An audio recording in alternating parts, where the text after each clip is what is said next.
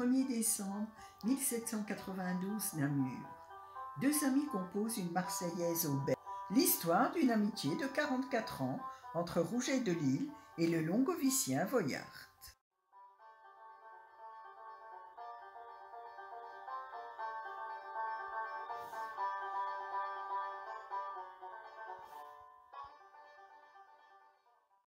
« 22 octobre 1792, Longwy est repris aux Prussiens.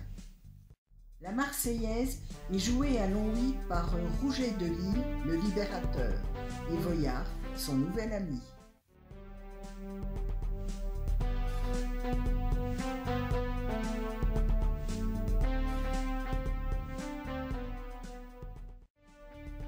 Les deux frères maçons partent avec l'armée du Nord faire le siège de Namur.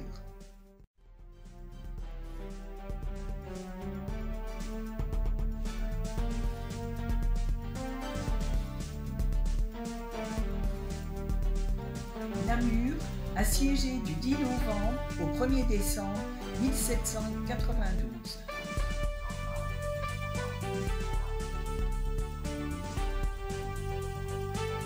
Le général Leveneur attaque le fort de la citadelle namuroise. Blain, Rouget de Lisle et Voyart, les trois amis, à la vie, à la mort.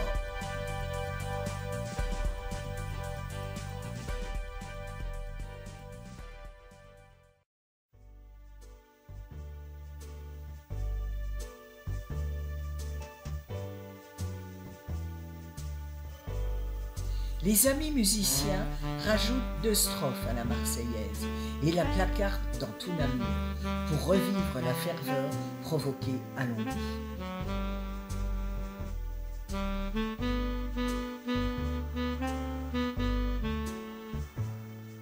La Marseillaise aux Belges. Vous habitants de ces rivages, nouveau-nés de la liberté, qui voyez après tant d'orages son culte chez vous rapporter, son culte chez vous rapporter. Reprenez ce fier caractère qui fit trembler vos oppresseurs, au roi ainsi que vos vengeurs, jurez une immortelle guerre. Aux armes, citoyens, formez vos bataillons, marchez, marchez, qu'un sang impur abreuve vos sillons. Bientôt ces provinces fertiles jouiront d'une douce paix. Heureux bientôt, libres, tranquilles, vous bénirez le nom français, vous bénirez le nom français. Bientôt mes l'aigle germanique s'arrête encore dans vos climats. Il tient des milliers de soldats sur les confins de la Belgique. Aux armes, citoyens, formez vos bataillons, marchez, marchez, qu'un sang impur abreuve vos sillons. À Namur, les frères d'armes de l'armée du Nord scellent un pacte fraternel de fidélité. Les frères d'armes, Voyart, Rouget de Lisle, Blain, Hoche. L'amitié fraternelle. Zélés maçons, unissons-nous par les liens de la tendresse, et qu'à jamais notre allégresse vienne embellir un sentiment si doux, que près de la vertu si belle, nos jours s'écoulent sans regret, Oui, la reine de nos banquets. Ah, c'est l'amitié fraternelle.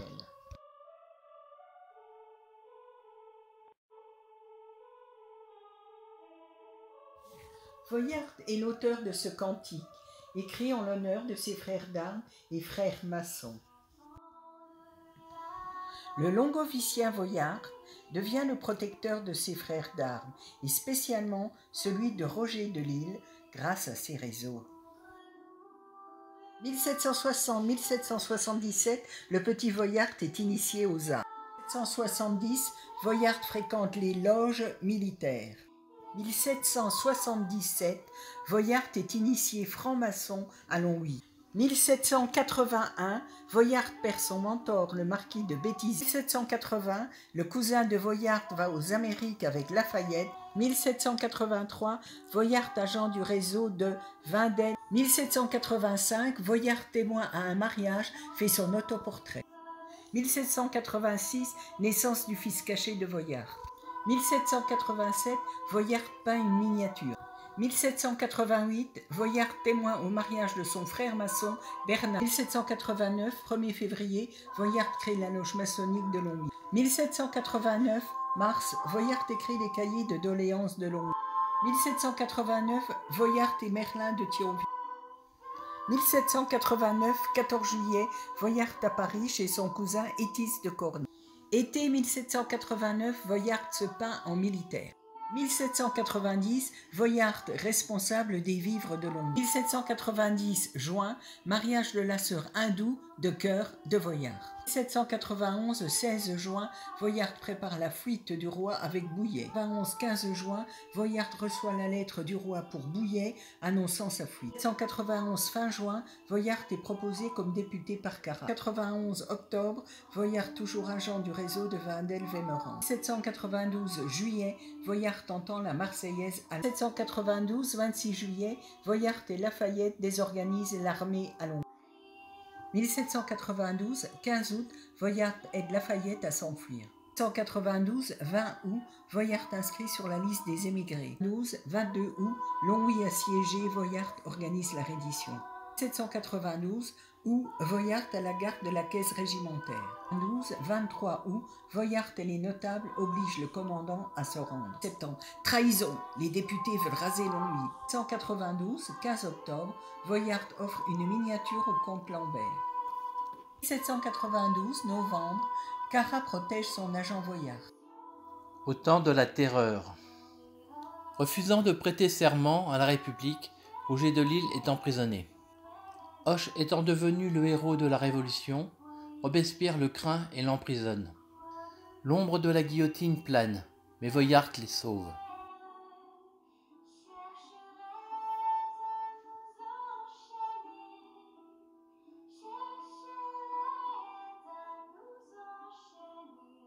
Pendant le Directoire. Roger de Lille suit son héros Hoche aux armées de Cherbourg. Roger de Lille lui dédicace son livre.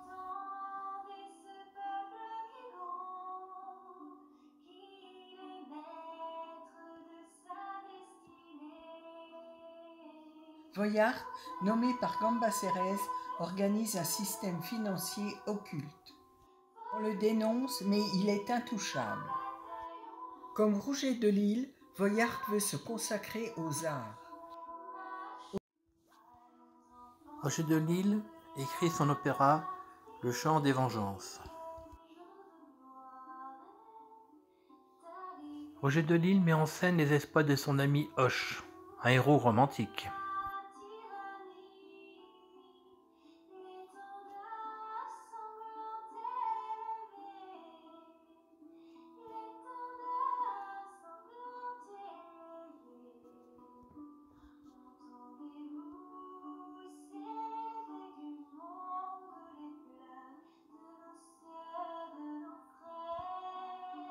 Le décor est constitué de 2 pyramides devant la scène, avec un navire préembarqué au fond. On y voit aussi un arc de triomphe, une allégorie maçonnique.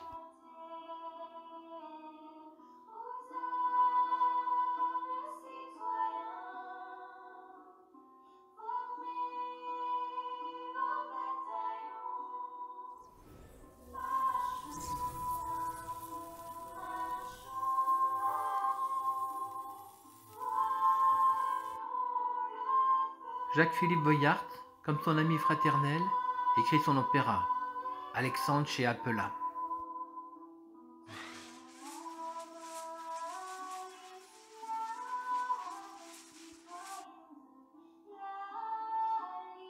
Son œuvre d'inspiration grecque met en scène Alexandre, amoureux de la femme modèle du peintre Appelat, épris de son égérie.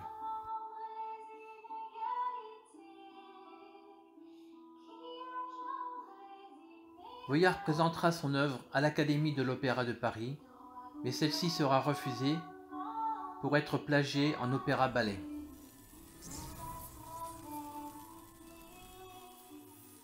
Les deux frères pleurent leur ami Hoche, mort à 26 ans en 1797, au temps du Premier Empire. Fouger de Lille tombe dans la misère, Voyart s'enrichit et profite. Voyart tente d'aider son ami en l'introduisant dans le monde des affaires.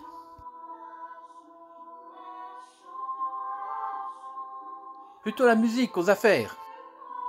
Fouger de Lille compose alors les chants français, un opéra à Macbeth, le chant du combat. Grâce à ses commissions, Voyart achète des tableaux flamands.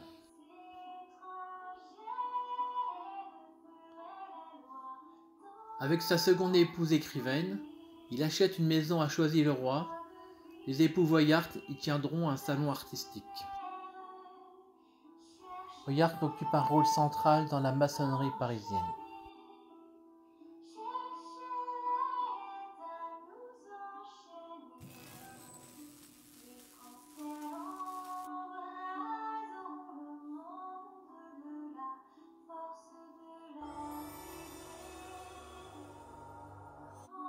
« 10 octobre 1804.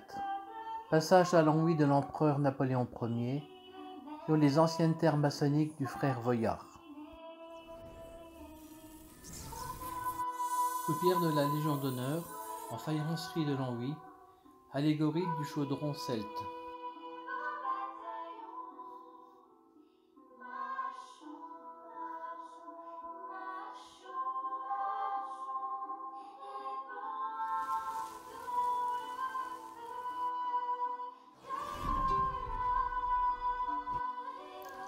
L'empereur galope seul dans les remparts longoviciens.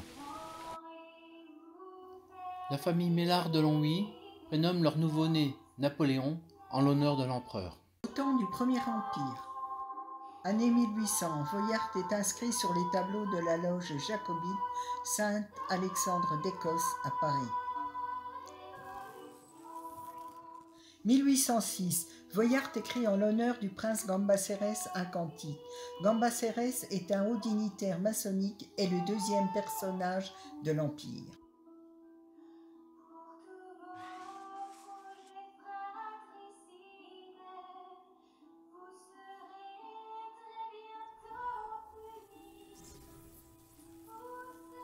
En 1808, Voyart est l'un des maîtres de cérémonie lors de l'initiation de Laskeri Khan, ambassadeur de Perse. Voyart lui écrit un cantique.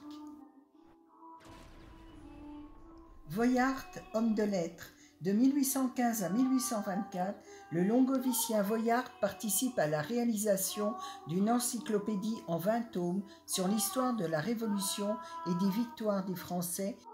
1804, Voyart est critique d'art. Il publie ses papiers dans les lettres impartiales en signant l'amateur. Voyart publie une méthode de dessin en 16 leçons pour les enfants, validée par le ministère gérant l'instruction élémentaire.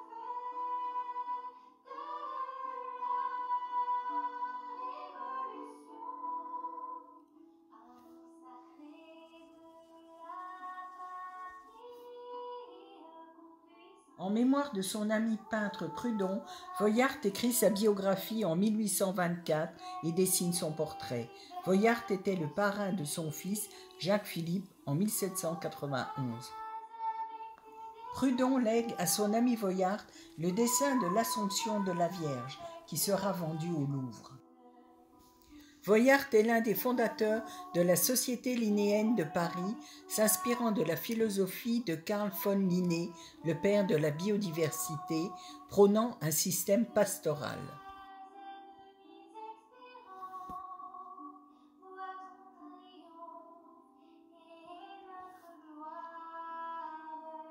Carl von Linné, dessiné par Jacques-Philippe Voyart.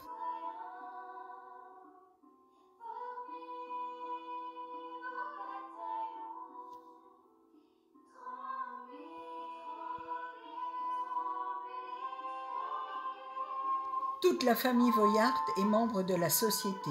Voyart en est le trésorier.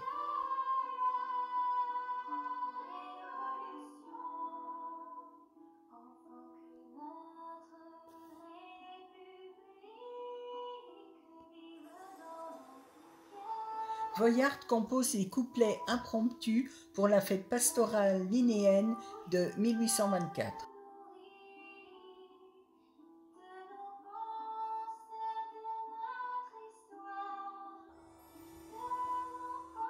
Choisy-le-Roi, Maison des Voyart, 4-6 rue des Vertus.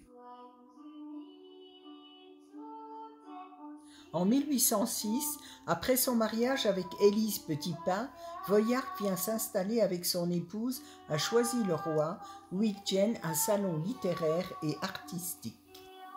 Le salon Voyart est composé de Jacques-Philippe Voyart, peintre, écrivain, musicien, Élise Petitpas Voyart, romancière, Aimable Voyart Tastu, poétesse, Général Blin, écrivain et musicien, Roger Delisle, écrivain et musicien, Prudhon et Mayer, peintre, David d'Angers, sculpteur, Béranger, chansonnier.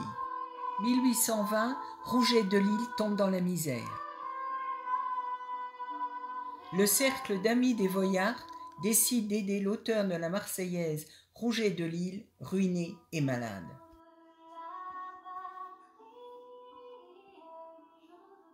Rouget de Lisle vit dans un appartement insalubre, couché, malade et habillé de guenilles.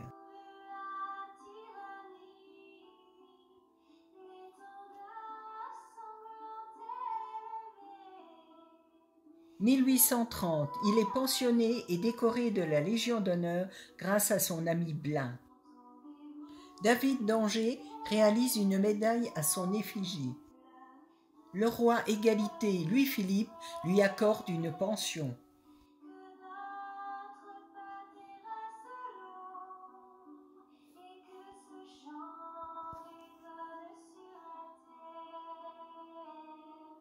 Rouget de Lisle loge gratuitement chez son ami Voyart et reçoit d'autres pensions grâce à Béranger.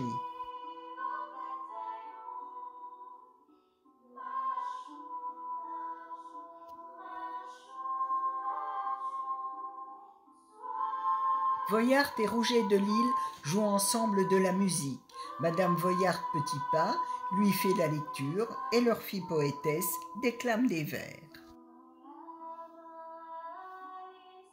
À l'abri chez le longovicien Voyart, il retrouve tranquillité et dignité. Rouget de Lisle renonce à une souscription au profit des plus pauvres. J'ai été souvent dans cette petite rue des Vertus et j'ai parfaitement connu l'intérieur de la famille Voyart, où il y avait un modeste confortable. Monsieur Voyart, poète et artiste, était passionné par la peinture, possédait des toiles de valeur. Rien d'agréable comme cet intérieur paisible qui inspirait le goût des sciences, de la poésie et des arts. Recueil de poésie écrit par Aimable Voyart. Monsieur Rouget de Lisle, locataire de la maison, se promenait dans le jardin, les mains dans le dos.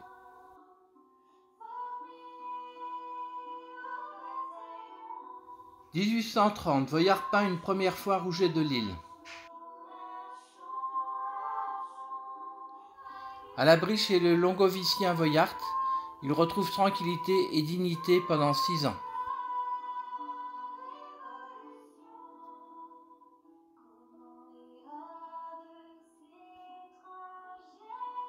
En mai 1836, l'état de Rouget de Lisle se dégrade.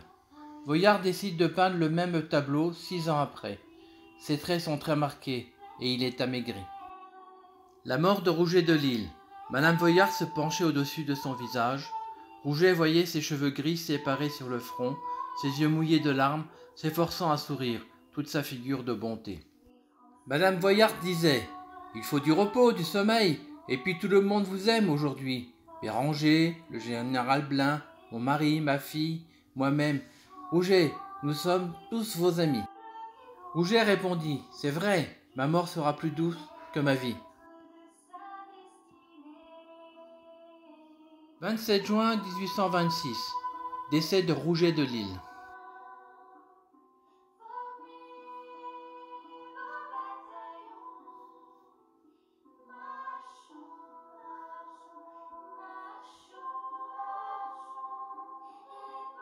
À notre ami et notre frère.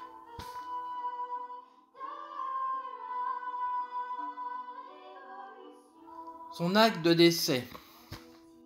27 juin 1836, à 9 h, acte de décès de Claude-Joseph Rouget de Lisle, ancien capitaine du génie, pensionné de l'État et célibataire, décédé hier à minuit en cette commune, rue des Vertus, âgé de 76 ans, étant né le 10 mai 1760 à Lyons-le-Saunier, département du Jura.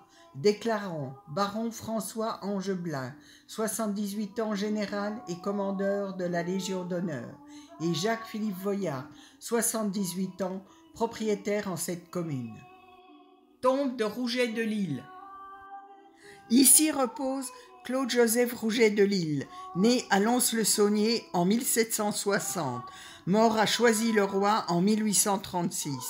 Quand la Révolution française en 1792 eut à combattre les rois, il lui donna pour vaincre le chant de la Marseillaise. Le dernier hommage de ses amis, Amable Voyard-Tastu, Jacques-Philippe Voyard, Élise Petitpain-Voyard. La mort de Rouget de Lisle. Elle nous a quitté cette âme noble et tendre, d'où jaillir un jour de si mal accent connu de tous, que tous savaient comprendre et que portaient au roi des échos menaçants. Quand donc, un jour d'été, notre France endormie s'éveilla tout à coup fière et libre. Ses fils lui redirent ces chants de leur père appris. À leur voix s'unissait plus d'une voix amie. De ces jours orageux, conjurant les périls, où sont-elles ces voix? Ces amis, où sont-ils? Ils laissent, oublieux, tes dépouilles mortelles, cheminer au tombeau dans cet humble appareil. Des acteurs de juillet, deux seuls te sont fidèles, le peuple et le soleil. Amable Voyard, épouse Tastu. Le 14 février 1879, la Marseillaise redevient l'hymne de la France. Le 14 juillet 1915, les cendres de Rouget de Lisle sont transférées aux Invalides, lieu où son ami et frère Jacques-Philippe Voyard a été administrateur des vivres de 1794 à 1815. Le cortège transportant les cendres de Rouget de Lisle à l'Arc de Triomphe. En juillet 1915, le cortège fait une halte à l'Arc de Triomphe.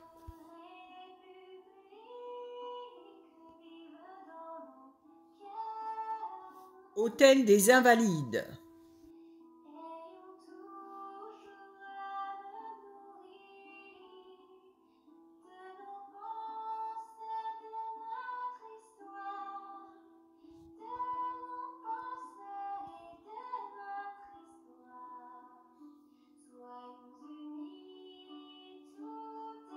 Jacques-Philippe Voyard, âgé de 80 ans, vit avec sa femme Élise dans leur maison, entourée de leurs souvenirs. Voyard décédé le 20 août 1842. Maison de la famille Voyard à Choisy-le-Roi, où Jacques-Philippe Voyard est mort en 1842.